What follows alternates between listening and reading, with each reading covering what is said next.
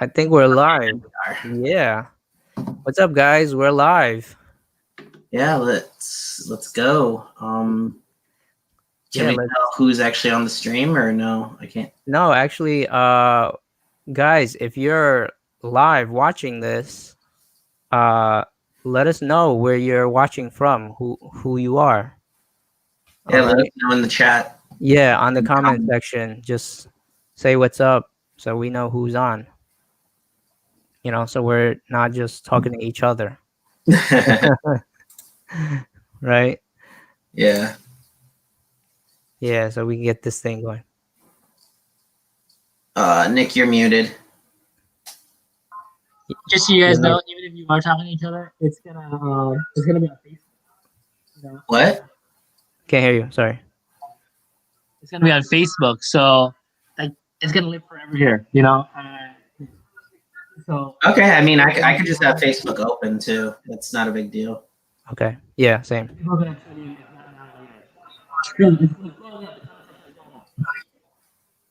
I didn't catch any of that. Yeah, me neither. So hey, what's up, guys? We got Dawn, Billy, Ronald. Oh. Okay, now I'm on here.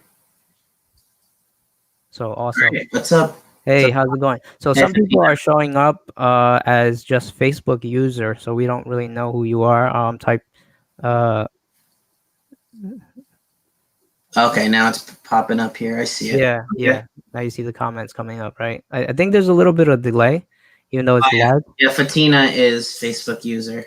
Oh, okay. Yeah. Yeah, for some reason. Yeah, I don't know. I guess do you want to just jump right into it? Yeah, let's just get started, right? So yeah, guys, for those that don't really know who we are real estate investors. Obviously my name is Chan, Johnathan Boyle. We have a podcast that we do weekly, and we talk about real estate investing and how to kind of get started in real estate investing. So John, why don't you introduce yourself a little bit, and then I'll introduce myself as well. Okay. Yeah.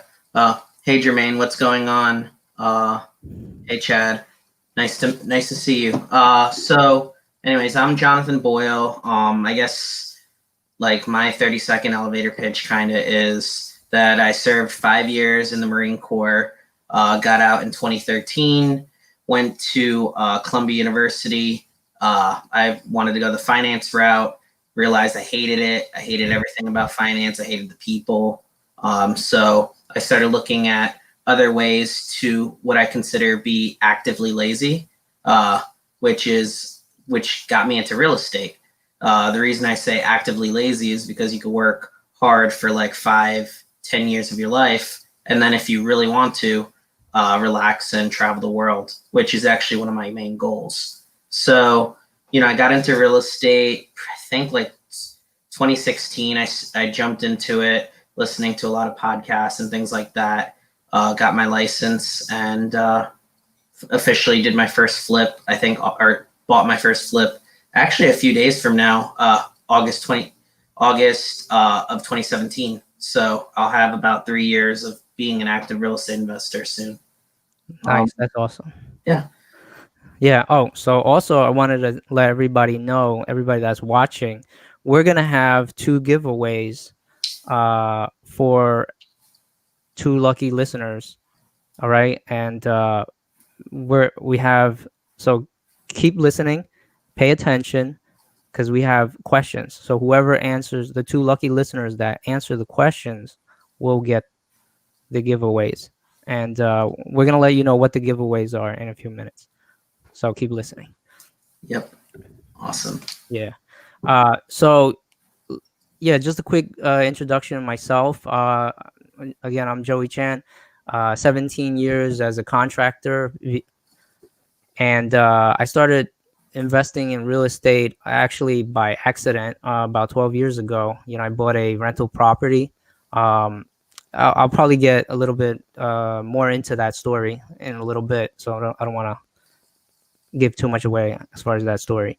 So, and then shortly after that, I bought a commercial property, and then I started really getting more into the real estate, really right about the same time that Jonathan got into real estate. But I had a little bit of, I would say, an advantage because I was already doing real estate. I did it for other investors. So I kind of saw and knew a little bit of how things were done.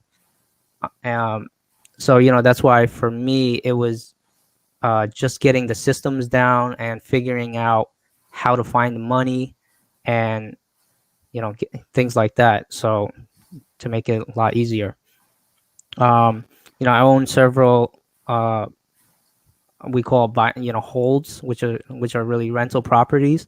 Um, I have a restaurant. I have along with Jonathan and another partner, we have a kitchen cabinet sales company. We sell kitchens. So anybody that's already in the business and need kitchens, let us know. Uh, we'll take care of you guys. And that's pretty much it, you know. So, John, why don't you tell your story a little bit of how you got started? Um, in the real estate, or actually more or less your first deal.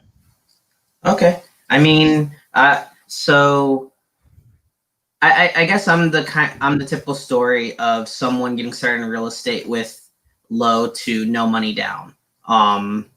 So again, as I mentioned before, I started or I closed on my first deal in August 2017 or so. But there was a lot involved even before that. So as I mentioned, when I got started in real estate, I started probably like in 2016 or so. I got my real estate license. I learned, I listened to a lot of podcasts like Bigger Pockets and, like all those Kent, Clothier, those type of podcasts. So I listened to hundreds of hours of that, and I kind of decided, okay, I want to get into fix and flip and hold smaller multifamilies in my area. So now, one thing that definitely resonated with me when I got started in real estate was that you need one or two of three things to get started in any deal: time, money, or knowledge.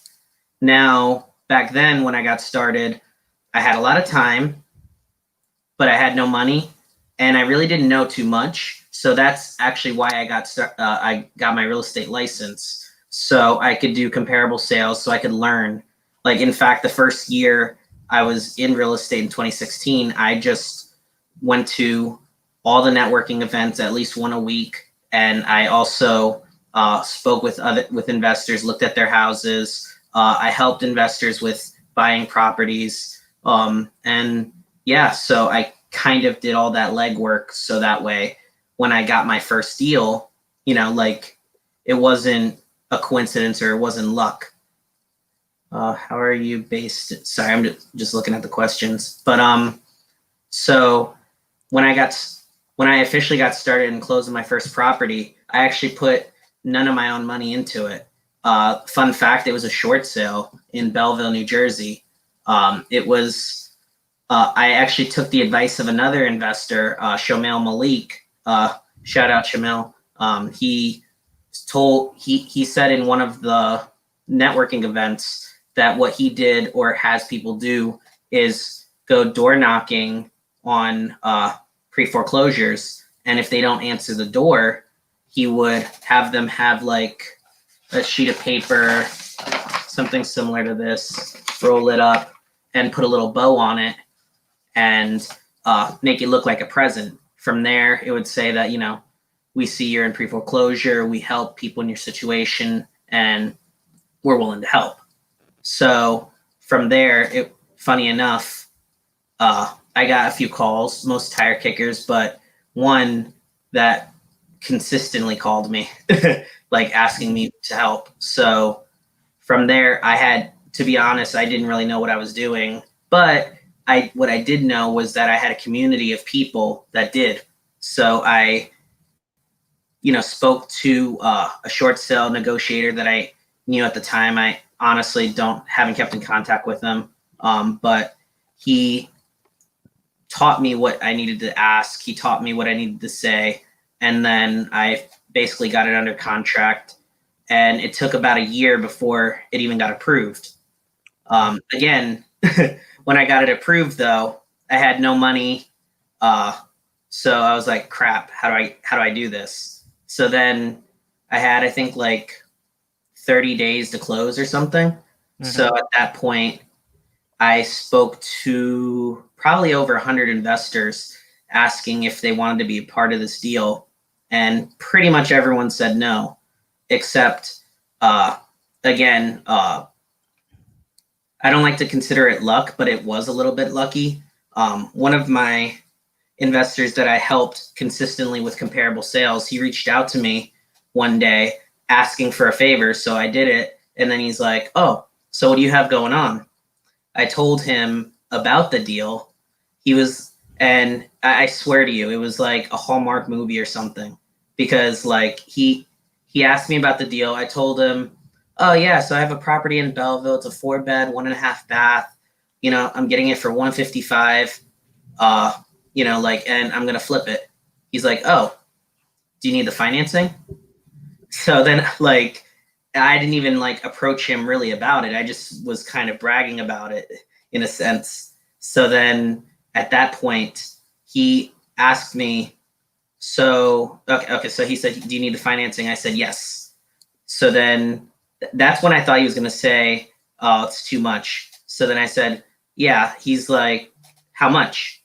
I said 155 plus about 55 in run out. So then he said, okay, that's doable. So, and then I had to clarify with him. I'm like, in cash, right? And he's like, yeah, that's doable. And he's like, when are you looking to close? I'm like, at that point, I only had like 2 weeks, and I thought this was going to be the deal breaker. I was like, in 2 weeks? He's like, oh, yeah, I can do that. That's reasonable. So then from there, we worked out the terms. It was high at first. It was 14-4, but it got me in the door basically. Yeah. And throughout that whole first deal, I learned a lot. Like I learned about permits. I learned about doing an Oprah request before buying certain properties. I learned about going over budget. I was 20 grand over budget, so I had to use my own credit cards to like finish the deal. But I did make money. However, I did get lucky that I had an offer that was 30,000 over ask. That was basically my profit for the most part. So yeah, that's kind of how I got started in my first deal. That's awesome.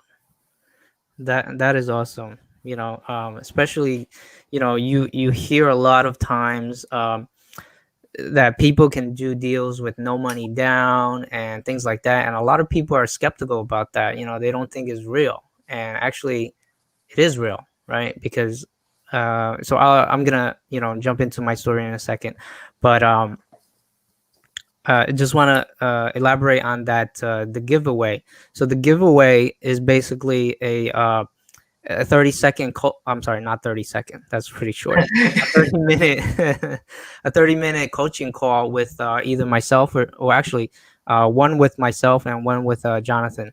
So that'll be a treat for whoever actually gets it. So I'm just gonna kind of jump into my story here a little bit. And Joey, actually, before we jump Yeah. into your story, I just Sure. kind of want to answer the one question. Oh yeah, go ahead, please. Hi, are you based in New Jersey? From Prathamesh. I'm sorry if I'm butchering your name. Hi, are you based in New Jersey? What markets did you get started with? So yeah, I was actually raised in Belleville, New Jersey. So I went to, basically my backyard. My deal literally was a block and a half away from, or my first deal was literally a block and a half away from my house at the time. So I was pretty much there every single day, making sure it got done properly. But yeah, with that, That's awesome. Yeah, please, Joey, get into your story. I'm Yeah, definitely. no problem, no problem. So also, well, so the way we're gonna kind of break this session down is like this. I'm gonna tell my story. Then we're gonna go into how to actually get started. What you guys actually came in to hear, the actual meat and potato of the show, and then towards the end, we're gonna leave about 10 minutes for uh, a Q&A session. All right, along with the giveaway. So, uh, so again, I got kind of started in real estate fairly early on, back in 2008, and again, it was kind of like an accident in a way, um, and the same thing for me, right? I used to live in West Orange at that time, and so what happened was I was actually coming home uh after working, right? I was coming home, and then I saw somebody looking at the house next door, right? And I thought, oh, hey, a new neighbor bought the house. And I was like, hey, let me go and welcome the new neighbor or whoever that person is, right? Just find out what's going on there. And so that person, he was looking at the house and he was like, oh, yeah, I just won this house at the sheriff's sale. So the house got foreclosed on. And this person, he bid it on the auction and he won the auction. So then he asked me, "Hey, are you interested in buying this house?" And that thought actually did somewhat occur to me. Like I've had that thought, but I never knew how to do it at that time. So, but I actually told him no, I'm not interested. And then, but I took his number anyway. And so I went and spoke to my business partner at that time, because first of all, I didn't have any money to buy the house. Okay, that was really the reason why I said no to the guy. So then I went to my business partner and I spoke to him, and I said, hey, the house next door is for sale. Would you be interested in buying it, and then we can basically fix and flip it? And he said, yeah, for sure, definitely buy it. And then I started doing some research. My wife had just gotten her real estate license not too long ago, and so we got on a website, NJ. I'm sure a lot of people might be familiar with this. It's njactb.org. Um, so you can go on there, and it's a website to look at, what the taxes are and things like that, right? So I go on there and I find out, oh, this house was previously sold for about $480,000, and this guy is asking me for $240,000. I said, wow, that's a huge spread. So I thought I could make a killing here, but I didn't run comps at that time because I didn't even know what that was, and neither did my wife really. She didn't know because she was a brand new realtor. Okay, so all she knew was that she passed the exam and she got her license. That's it. Never actually did any deals. So after that, basically, I like I said, I try to do as much research as I knew how to. And the research that I knew was that a few houses across, there were like little McMansions that they were purchased for around like six, seven, $800,000. So I thought, wow, maybe I can put in some money, buy this house, fix it up, turn it into those little McMansions, and basically, sell it for like six, seven, 800,000. Uh, so but the problem was I was dreaming very big, right? But I had no money still, so I needed to figure that out. So I went back to my partner and I said, listen, hey, I don't have any money saved up. Um, how are we gonna buy this house? So he told me, hey, listen, for the purchase price, I have enough to pay 10%, right? And then after that, he said, I know somebody that can probably get you the other 10%, because we were gonna do 50-50 down the middle, right? So I said, okay, let me know your friend, that private lender is as what we call it now, right? So I was able to, meet that person and then kind of introduce myself and say, hey, listen, I got at that time I had like 5 years of contracting experience already under my belt.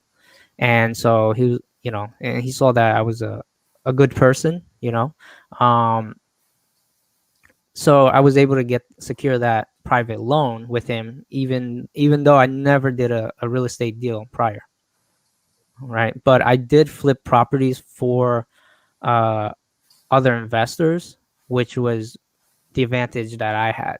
I already saw the process, and then I also purchased my own personal home before, so I also saw that process. So I kind of just put everything together, of how it was done. Okay.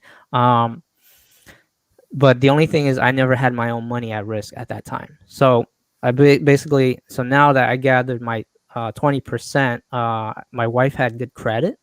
So we were able to purchase at the sheriff's sale with a conventional loan, this house.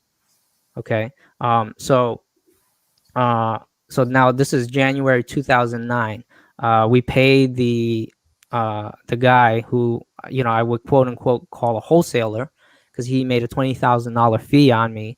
We purchased the property for 221, and we gave him $20,000 for his assignment fee, and we closed at 240. 241 plus our closing costs. And basically, that's how I kind of got into my first deal with really no money at all.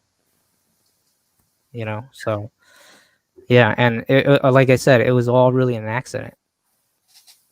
It Wow. wasn't something planned at all. Yeah, no, that's crazy, Joey. Like Yeah. how'd you do on that at the end of it? Honestly, at the end, I actually lost money. Funny enough. So I'm gonna kind of continue the story, and then we'll jump into our how you should get started. The step by Like more formally, right? More formally. Um, so uh, we wanted to turn it, like I said, into a McMansion, but because it was like that recession kind of hit, and I realized that housing prices were really going down. So I said, you know what, let me change gears here, and then we ended up we didn't fix it up as much as we wanted to. First of all, we really didn't have the money to make it a McMansion. Like, we didn't have that $150,000 that we really needed, you know. So basically, I pulled all the money from my credit card, borrowed some more money from my partner, stuff like that, just to get the project kind of done. And so, we made it a rental house. So it was a single family rental, 5 bed, 3 bath. So it was still pretty good size. It was a ranch. And then after we fixed it up, we had it rented for about 2 years. And so I purchased another property during that time. And then, we had a whole different business going on, and we kind of separated the business, right? And then, but we had this house together. So we wanted to kind of liquidate everything, so that we didn't have anything together. So I ended up having to sell this house. And this was, like I said, 2011. The timing was really bad, right? Had I sold it in like 2015, 16, 17, anything like that, this house would have been worth like $400,000 easily, 450 probably, But at that time, we ended up only selling it for 278, and that was taking a $8,000 seller concession. So we really didn't make any money. We both ended up losing about $20,000 on paper, because of that down payment that came back to us. We didn't actually have to come out of pocket for that. So the first deal, I actually ended up losing money, but so what, you keep moving forward, and we're doing okay now. Yeah, no, it's good that you mentioned that, because most people don't realize that you could lose money in a flip, especially if again, you don't do all your due diligence, which you learn from. But Exactly. realistically, you think of it, it's kind of like your college tuition. Like if you went to college, you're paying, I don't know, 20, 30, 40,000 per year with the hopes of getting a job. So this is kind of what, like I think it's worth taking a $20,000 hit to learn a little bit more about your craft. I don't know. I that's what I see. Yeah, absolutely. Yeah. So with that said, let's jump into guys, if you have any questions or anything like that, we're gonna have a Q&A in a few minutes. So any questions you guys want us to answer, put it in the comment section, right, and then we'll answer it towards the end. Definitely. So I guess let's just get started with kind of like the steps that we suggest you should do to get started in real estate properly. Yeah, absolutely. The first one I would definitely say is education. Now, as far as what I mean by that, I mean go to all the networking events, listen to the speakers, see what they know, whatever event is going on. Pre-COVID, obviously, this you could go in person, but even post-COVID, go to these online networking events. Yeah, kind of like here, right? Like you're kind of doing your education now. Exactly. Go to or listen to some podcasts. I heard there's a good one, the Newbie Real Estate podcast. Shameless plug. But so look at podcasts like Bigger Pockets. Like they have several different podcasts there that are phenomenal. That's actually how I learned to get started. Go online to like biggerpockets.com. Just simple Google searches with certain questions. And heck, like if you don't know something, feel free to reach out to another investor like ourselves, and I'm sure we'd be happy to help in any way we can. Yeah, absolutely. Am I missing anything from that? No, I think that was pretty good. And also I think the only thing I want to add to that is on the face. There's a lot of investing or investor groups on Facebook. Actually, you probably found this through a Facebook investing group, njria.com. So that's that's the other thing. You know, so number two is actually choosing a specific investment strategy, right? So there's a lot of different strategies that you can do, and sort of it kind of depends where you are in life, right? And you want to, so let me just go over real quick what are the different investing strategy. Obviously there's going to be more than whatever I say. There's actually a lot more, but the most basic are like wholesaling, fixing and flipping, right? Basically doing rental properties, or like the other what's commonly called the Burr strategy: buy, re ah, buy, rent, repeat, renovate. I got the order mixed up. Sorry, buy, rehab, rent, refi, repeat. Yeah, there I you got go. it. There you go. So yeah, so those are your basically three main strategies. But then there are like note investing. You can become a realtor. There's so many different avenues you can go into as far as real estate, right? Um, the the other thing you want to consider is there's also apartment complexes, right? So with that being said, there are kind of two ways to do it, right?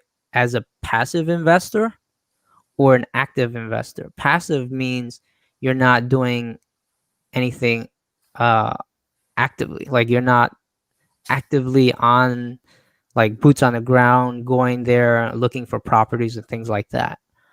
So passive is another way to invest. Okay. um yeah, so basically those are the different ways you want to choose. uh and again, it depends on your where you are in life. So like let's say you're a little bit older in life, you've had a really good career, you're, let's say, in your 60s, and you just want to get a few extra dollars, or you just have some money laying around, and you just you can do a passive investment. Let's say you have some money in your IRA or your 401k. So a passive investment is really good for that.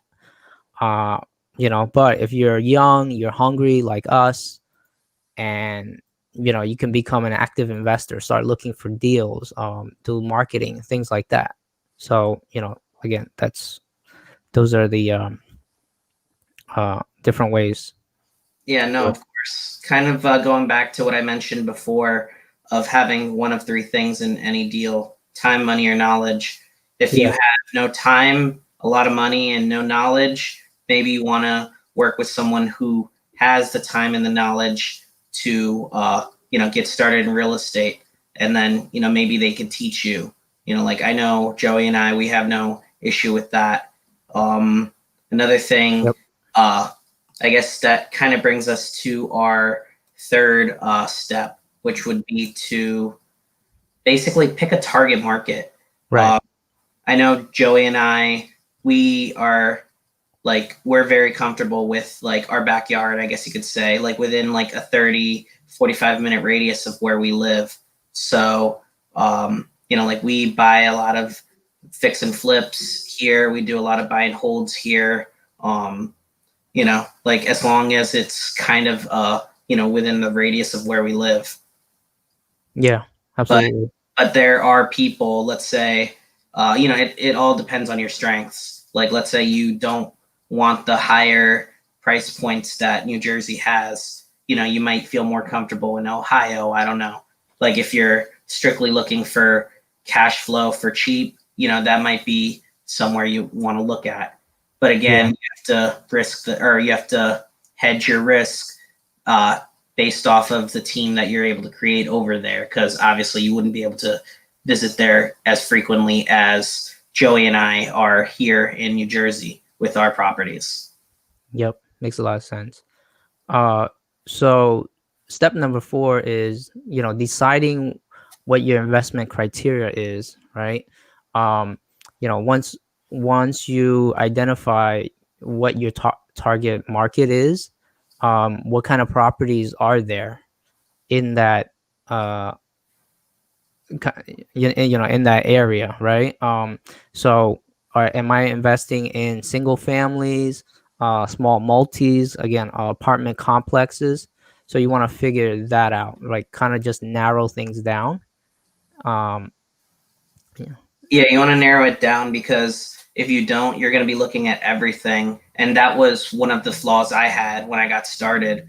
I was looking at a 100 unit, in like Ohio, and then I'm looking at a 2-family in Patterson. So you kind of want to get your footing where you feel comfortable doing it first, and then eventually branch out to other avenues. Like I know Joey and I, we're comfortable with fix and flips, we're comfortable with buy and holds, and little by little we're actually doing more wholesaling now too.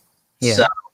So again, though, like when we started, we were probably, I think, doing mostly fix and flips at the beginning. Right. Yeah, So, strictly.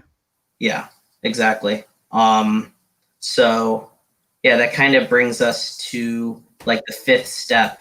And this is something that most people definitely need, no matter what you're doing. You want to build your team. So what I mean by team, you want to talk to local realtors in the area. You want to talk to contractors, other investors, subs like plumbing, electricians, things like that, because it takes a village, basically. Like Yeah. you can't do everything yourself. Yep, for sure. I mean, you probably want to have a good a good CPA, right? A good attorney, title company, a go-to like home inspector, and of course, a good contractor, right? That's if you're doing either fix and flip or buy and holds. If you're a wholesaler, you really want to just have a good title company, and at least initially at the beginning, you want to have a good attorney who can advise you on, like contracts and things like that, you know.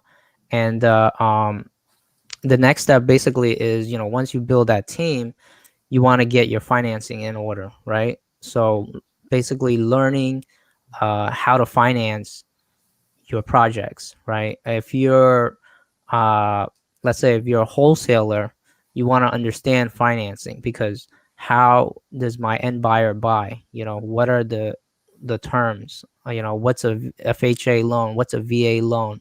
What's a conventional, right? So you want to at least know those things. If you're a fix and flipper, you also want to know these things as well, right? You want to know what's a 203k. Can I buy a house with a 203k loan? And things like that, right? And then you probably want to start lining up private investors, right? So we deal with a lot of private investors as well as hard money. So we're always looking for private investors, that will invest alongside with us, and we always, give them great returns. So That's basically that. Yeah. yeah. That kind of like brings us to our next step, which is like create a plan to find deals. Like that's like you don't. So one flaw I had when I got started was, oh, I had my first deal. I was super excited. I focused all in onto getting it renovated and getting it sold. But then after I sold it, I was like, okay, what now? It took like another, I think, 2-3 months before I closed on another deal. And that was because I was doing it like very one step at a time, back to step one. Now you kind of want to do a lot of these steps simultaneously throughout your career, because you can never have too much private money. You can never have too many people you can network with. You can never have too many subs, good attorneys, things like that, because you don't know where your next deal could come from. Yeah. So I want to just because we're almost out of time, so we're not gonna have too much time for the Q&A. Yeah. And I apologize, guys. We really needed more time. So I just wanted to do the giveaway real quick.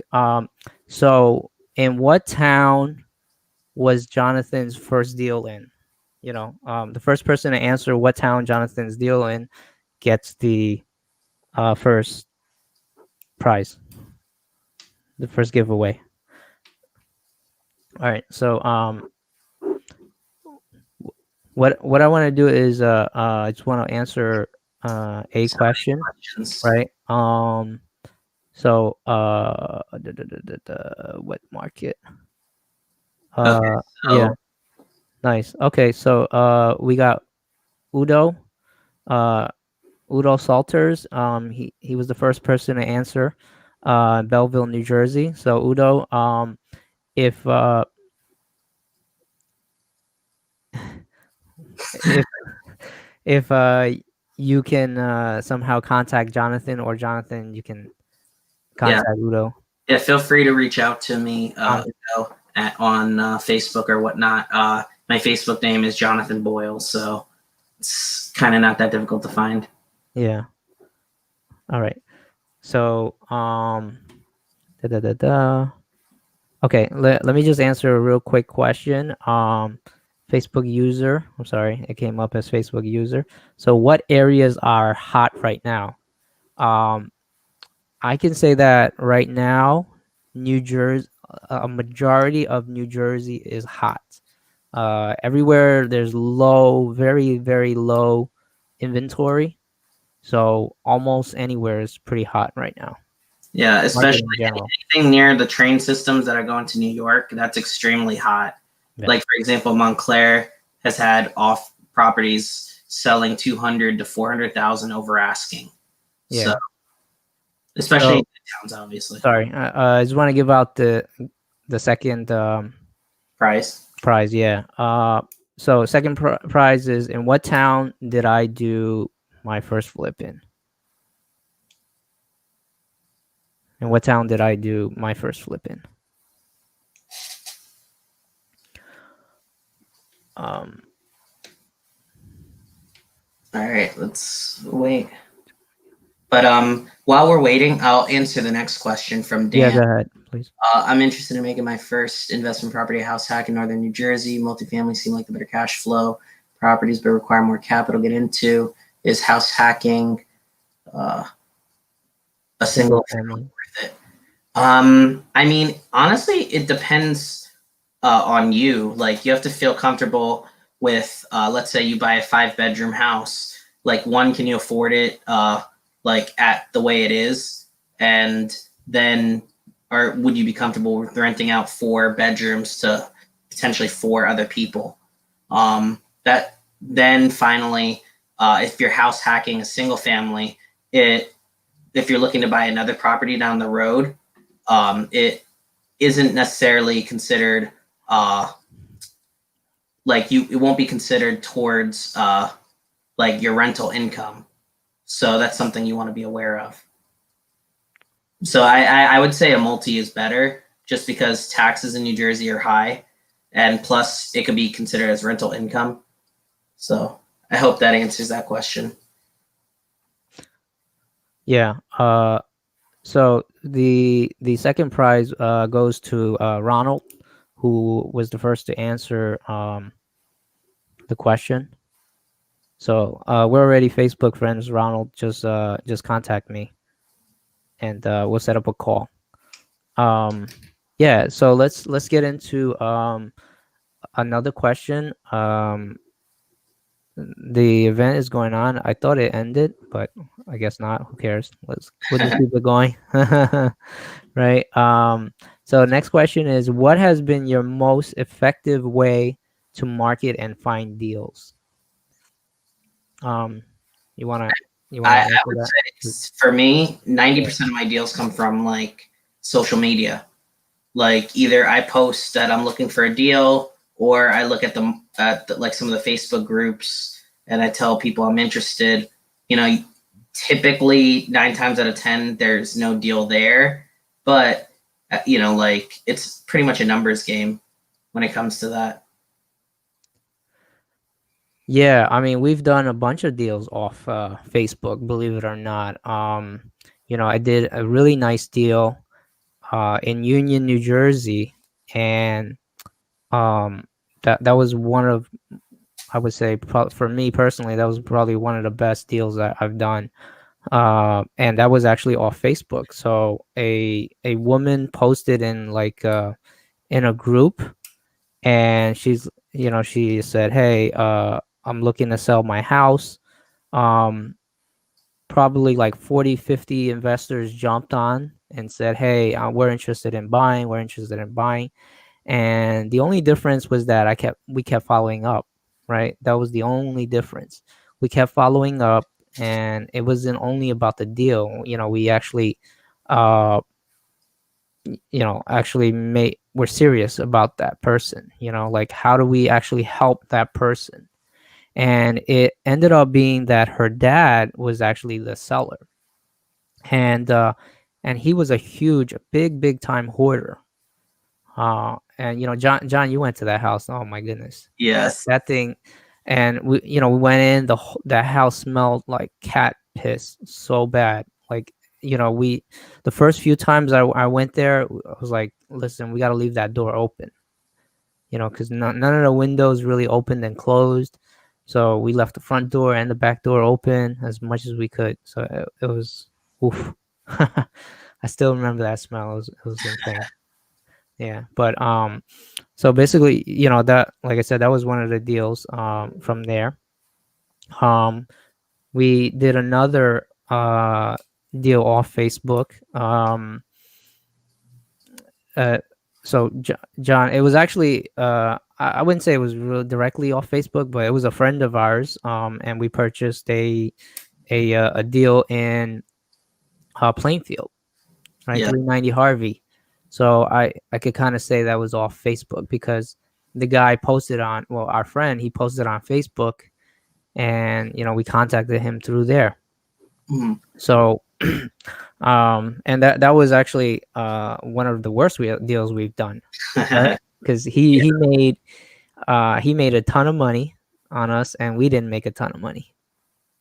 Yeah. So yeah, But hey, you learn, you learn from all this.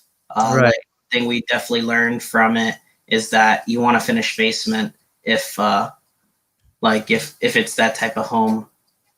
Yeah, single family, right? Yeah. Do we have any more questions? No, none that I see. Right. But I would answer or reply to El Carlos Morse. I need a teacher. Yeah, I mean, down the road, we'll probably be looking at doing some sort of mentorship program. So stay tuned.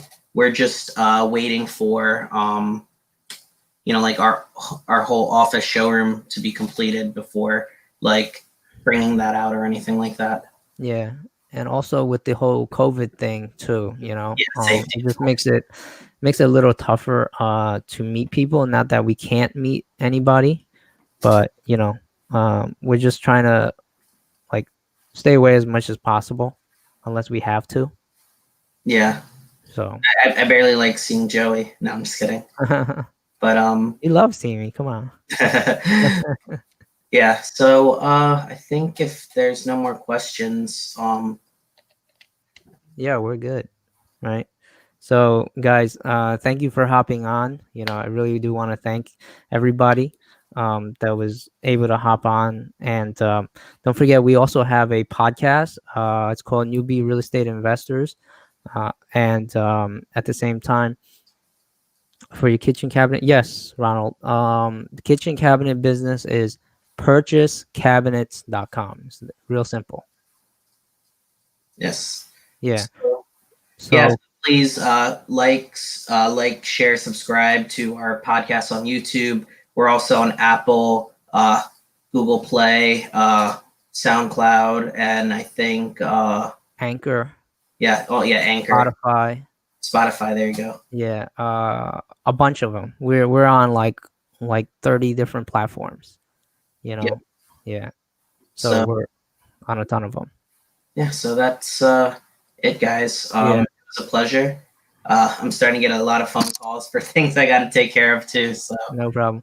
Yeah, so I just want to leave one last message. Again, in regards to the passive investing. Anybody that's interested in doing passive investing, let us know. Reach out to us on Facebook, and we'll we'll get in contact. we'll introduce you to that as well. All right.